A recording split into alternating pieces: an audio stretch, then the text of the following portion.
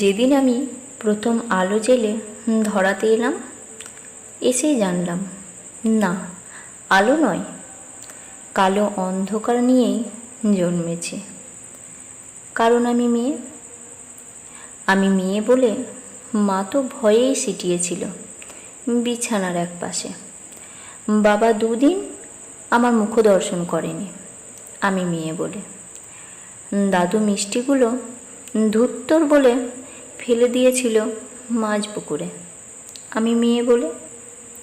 ঠাম্মি মুখ বেঁকিয়ে পাড়ায় পাড়ায় বলে বেড়ালো, কী আবার হবে, খরচের জোগাড় হয়েছে আবার।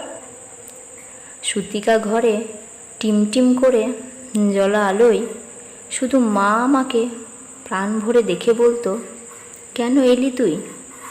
শুধু আমার যন্ত্রণা বাড়াতে? জানিস না, এরা ছেলে চায়, ছেলে।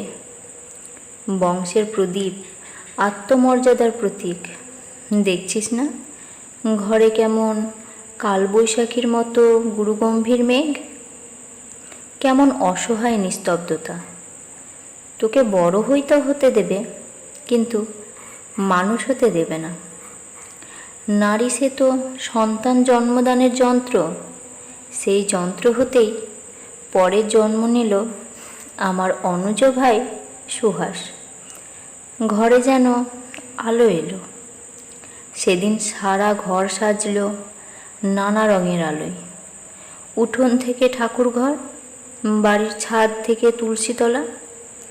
অন্নপ্রাশনে কত লোক খেলো, জন্মদিনও পালতে হলো রাজসিকভাবে। কিন্তু আমার বেলায় থাক, না বলাই ভালো। কারণ আমি মেয়ে বলেই স্কুলের গণ্ডিতেই শেষ হলো আমার জীবন। উচ্চশিক্ষা কি দরকার আমার, একদিন তো পরের ঘরেই। কারণ আমি মেয়ে। ভাই বড় হলো, ভাই উচ্চশিক্ষা পেল, দিনের পর দিন রাত করে বাড়ি ফিরলে বাবা চুপ করে থাকতো, অথচ শৃঙ্খলার সমস্ত বেরি আমার পায়ে বাঁধা ছিল। কারণ আমি মেয়ে। রঙিন মেঘের মাঝে সূর্যাস্তের অপরূপ দৃশ্য দেখার সৌভাগ্য আমার হয়নি কখনো। তার আগেই বন্দী হতে হতো রক্ত শাসনের 4 দেয়ালের মাঝে। কারণ আমি মেয়ে বলেই স্বামীর পরকীয়াও মুখ বুঝে মেনে নিতে হয়। পুরুষরা নাকি অমন হয়, তাকে বেঁধে রাখার দায়িত্ব আমার। ঠাম্মি তাই বলেছিল। মা অকালে চলে গেল পুরুষ শাসনের বেড়াডি নিয়ে, যেখানে আচার নেই, অত্যাচার নেই, ব্যভিচার নেই, লিঙ্গভেদের অপমানও নেই।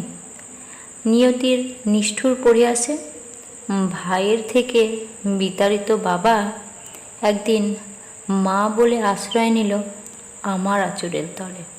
হ্যাঁ, আমি মেয়ে। চোখের জলে মাতৃস্নেহের বুকে জড়িয়ে ধরি তাকে। আমি মেয়ে বলে মমতা বেশি। অথচ সেই প্রাগৈতিহাসিক যুগ থেকে যুগান্তরের কঠিন পথ হেঁটে আমি জেলে এসেছি আলো। আমার গর্ভ থেকেই জন্ম নিয়েছে লিঙ্কন, আমার গর্ভ থেকেই জন্ম নিয়েছে বিদ্যাসাগর, আমার গর্ভ থেকেই জন্ম নিয়েছে সুভাষচন্দ্র, আইনস্টাইন।